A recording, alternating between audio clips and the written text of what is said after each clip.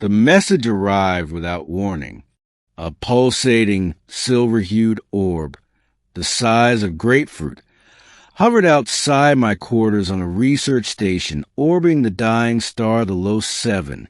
It emitted a soft, melodic hum that resonated in my chest, as if it were reading my heartbeat.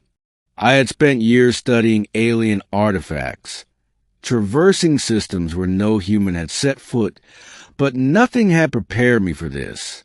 Dr. Kale Varn, it intoned, in a voice both serene and commanding.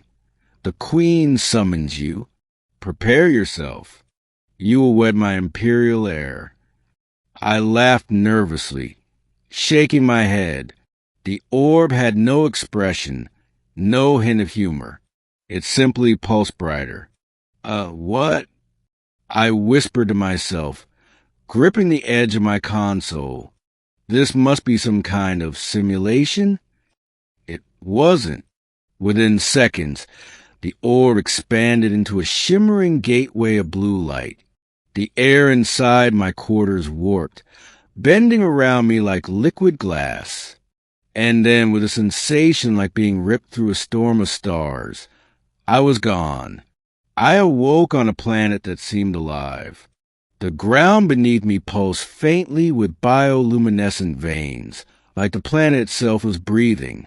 Towering spires of crystal rose into an indigo sky, each one carved with symbols that shifted and shimmered in patterns my mind almost, but not quite, comprehend. In the center of this alien city stood a palace that defied gravity. Floating towers and terraces suspended mid-air, all linked by bridges that glimmered like liquid light. And at its apex, on a throne that seemed to be made of living energy, sat her, the Queen. She was tall, impossibly elegant, her skin the hue of polished obsidian with faint streaks of iridescent blue. Her eyes were galaxies unto themselves, reflecting the light of her court and the distant star above. She watched me with a patience that made me feel like a child being studied under a microscope. You are far from your world, Dr. Kale, she said.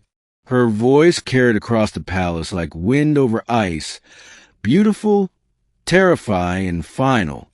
I am Marith, sovereign of the Zephyrian Empire. You have been summoned because our heir requires a consort. I blinked, searching the floor, the walls. Anything familiar? I don't understand. Consort? Heir. The matter is not for negotiation, Marith said. She rose, and with her movement, the palace itself seemed to respond. Lights brightened, terraces shifted, and a wave of energy rolled across the city like a tide. You, human, will prepare to wed my daughter, the Imperial Heir, Soyara. I staggered backward. My scientific mind raced, trying to process. There were protocols for first contact, for cultural exchange, for diplomatic negotiation, but none for being personally drafted into an alien monarchy. This is insane. Why me?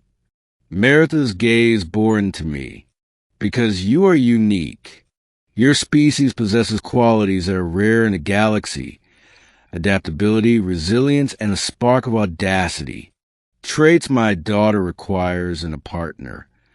Before I could respond, the floor shifted beneath me, and a chamber opened, glowing with warm golden light. A figure emerged. Soyara.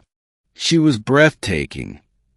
Not just in appearance, though she was otherworldly beautiful with skin like molten silver and hair that seemed to flow like liquid starlight, but in presence, even before she spoke, I felt as if the universe itself had paused to acknowledge her.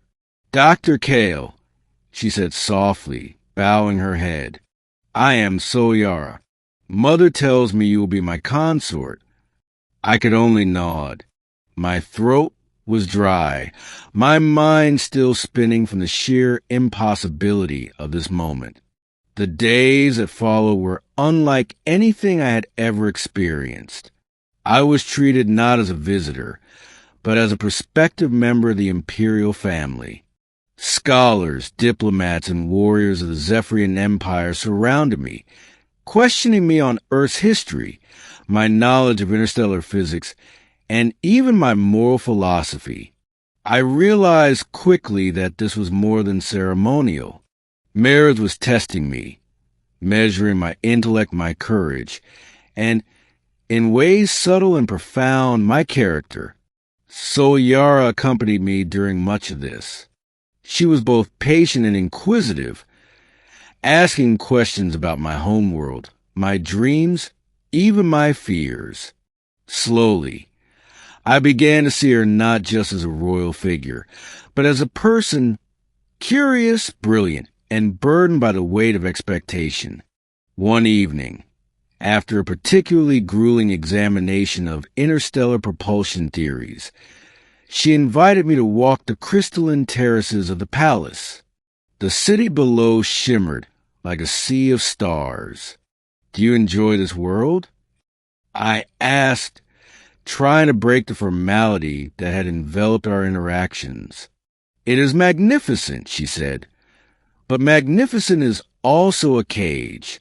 I am expected to be perfect, to rule without question, to marry without choice." Her eyes met mine, and for the first time, I saw vulnerability. You have a freedom I have never known. That is intriguing." I swallowed hard. "I've spent my life searching for the unknown, Solyara, but I never imagined it would find me like this, like you." She smiled faintly, a gesture that seemed to light her entire being. "Perhaps this unusual union will teach us both." Weeks turned into months. The Zephyrian court grew restless, their whispers reaching my ears in every corridor. Some saw me as an outsider unworthy of their heir. Others viewed me as a bridge between worlds, a symbol of interstellar unity. But the tension escalated when an attack on the palace revealed just how fragile the Empire's political balance was. A rogue faction, discontent with Meritha's rule, infiltrated the palace under the cover of the planet's twin moon's eclipse.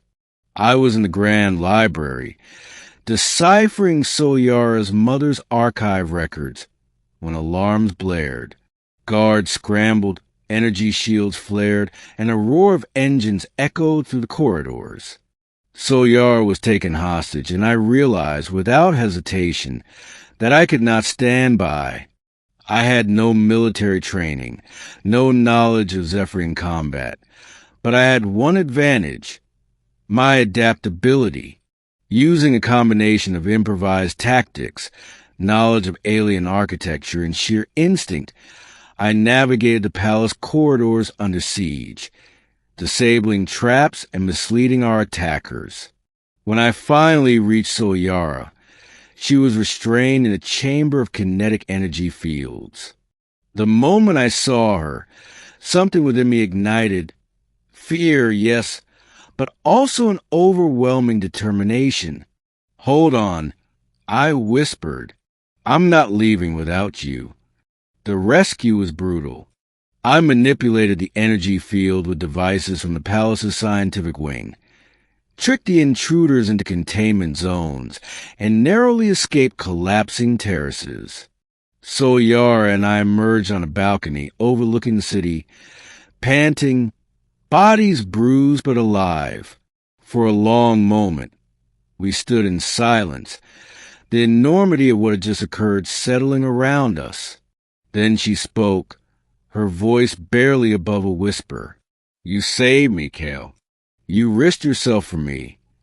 I looked at her, heart hammering, and realized that fear and awe had transformed into something more primal. "Because I couldn't imagine not," I said. The aftermath of the attack solidified my position in the court. Mara summoned me personally. She no longer examined me as a candidate, but as a partner. Her eyes, still galaxies in themselves, assessed me not just for my intellect or bravery, but for the bond one had formed with her daughter. You have proven yourself human, she said, not through ceremony, nor through study, but through courage and loyalty. So Yara has chosen, and so too have you, by your actions. The wedding shall proceed. I bowed, not in submission, but in acknowledgement of the immense responsibility I had been given. I was no longer merely an observer in this alien empire. I was part of its future. So Yara approached, taking my hand. Her touch was electric, grounding me in a reality I still struggled to comprehend. I did not expect to feel hope, she admitted. And yet here we are. We'll navigate this together, I said, feeling a strange serenity settle over me, not as ruler and subject, but as partners, equal in choice, bound by circumstance and by something more. The wedding itself was a spectacle beyond imagination. The palace transformed into a cathedral of light, sound, and energy. Dignitaries from countless star systems attended, each contributing their own essence to the ceremony through ritual and resonance. I felt dwarfed by the grandeur, yet anchored by Soyara's presence. When the moment came to exchange vows, Meritha's voice echoed through the chambers. By the will of the Zephyrian Empire, by the courage of this human, and by the choice of our heir, you are joined. I took a deep breath. The words I spoke felt inadequate compared to the universe around me, yet they were true. I vow to stand with you, Soyara, not only as your consort, but as your partner. To face what comes together. She mirrored me, her voice steady and unwavering. And I vow to face the burdens of empire with you by my side, Kale. Let this union be the bridge between worlds and the hope for the galaxy.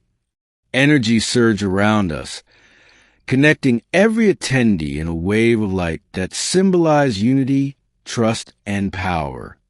I felt it, felt the pulse of an empire acknowledging me as one of its own, and yet I also felt the weight, the responsibility of two worlds resting on our shoulders.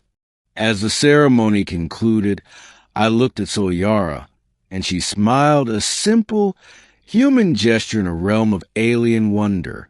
And in that smile, I knew we would endure, not because the universe willed it, but because we chose it, together.